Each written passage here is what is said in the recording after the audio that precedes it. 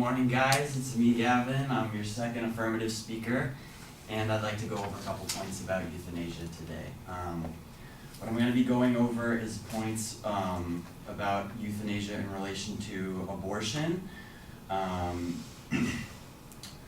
the relation to healthcare cost, and I'm going to be going over the Hippocratic Oath, the right to die, and arguments about the slippery slope.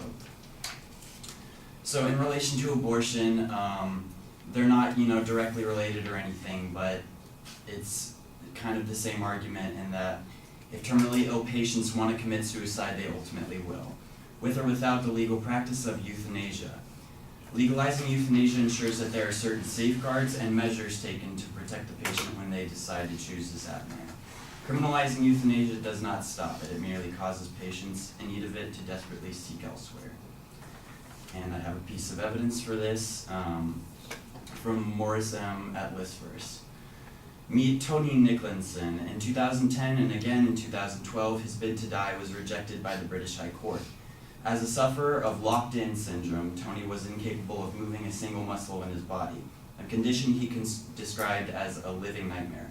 Unable to do the job himself and unable to ask anyone to do it for him, Tony followed the only course of action available. He starved himself to death. After a week without food, he died in indignity and misery from pneumonia. And then on to my next point. A lot of arguments claim that supporters of the euthanasia legalization movement are doing so because of the alleged cost benefits, which is simply untrue.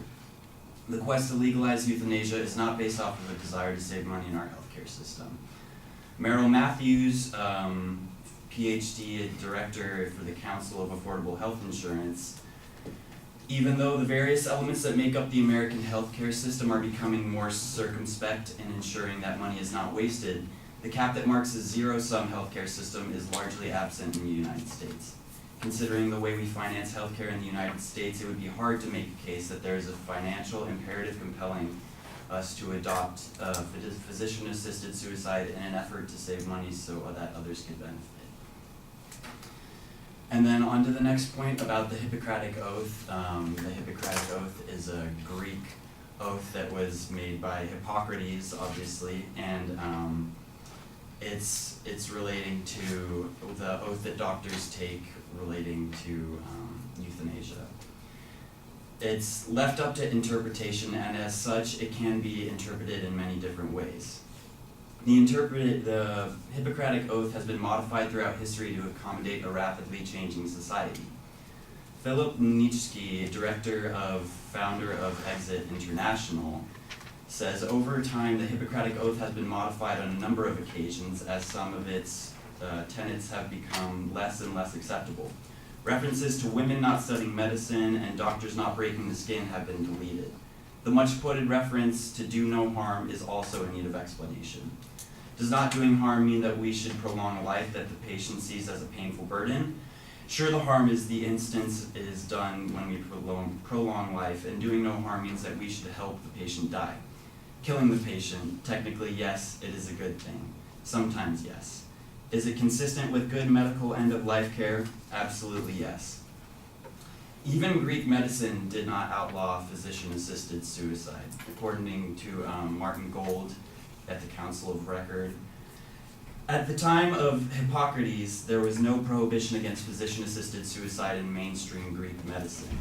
Neither the Hippocratic Oath nor classical tradition provides a compelling, ethical, or professional prohibition of physician-assisted suicide.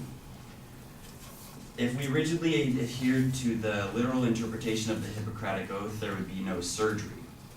According to Stephen R. Reinhart, at the judge of U.S. Court of Appeals for the Ninth Circuit, in Roe v. Wade, the court cited a scholar's conclusion that the Hippocratic Oath originated in a group representing only a small segment of Greek opinion and that it certainly was not accepted by all ancient physicians. The court stressed the oath's rigidity and was not deterred by its prohibitory language regarding abortion. As Roe shows, a literalist reading of the Hippocratic Oath does not represent the best or final word on medical or legal controversies today. Were we to adhere to rigid language of the oath, not only would doctors be barred from performing abortions or helping terminally ill patients hasten their deaths, but according to a once accepted interpretation, they would also be prohibited from performing any type of surgery at all, a position that would now be recognized as a preposterous by even the most tradition-bound AMA members. Also, the interpretation of the Hippocratic Oath varies among people. Again, Morris M. at List Verse says, the famous maxim, do no harm, is a summation of the Hippocratic Oath, an ancient code designed to guide doctors in their actions. Many people interpret this to mean do nothing to harm the patient's chance of survival. But, taken literally, it could just as easily mean don't artificially keep someone alive when death is preferable. It all comes down to what we believe constitutes harm. When a patient is in intense pain or suffering severe mental anguish, our society could be doing more harm by keeping them alive than allowing them to die. In extreme cases, such as those of Tony Nicholson and Paul Lamb above, it could be argued that any physician who didn't alleviate their suffering when asked was violating these principles of their oath, and allowing both great harm and a great injustice to occur to their watch. At the end of the day, it's up for us to decide whether we can sit back and watch people suffer or choose to do something about it until we make up our minds that suffering will continue. And then, in regards to the right to die, death is considered a personal liberty, and as such, terminally ill patients should be able to choose it for themselves. Patients should be able to choose where, how, and when they can die, regardless of the controversy of euthanasia. Physician-assisted suicide should be considered a right and a protected liberty, and the evidence that I have on that, American Civil Liberties Union, brief in Fauco versus Quill.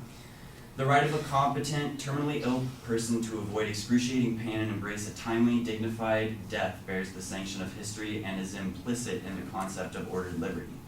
The exercise of this right is as central to personal autonomy and bodily integrity as rights safeguarded by this court's decision relating to marriage, family relationships, procreation, contraception, child rearing, and the refusal or termination of life-saving medical treatment.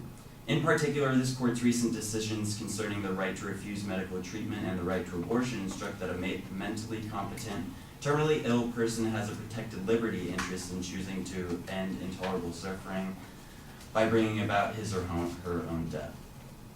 And then my opponents like to reference the slippery slope factor. Okay.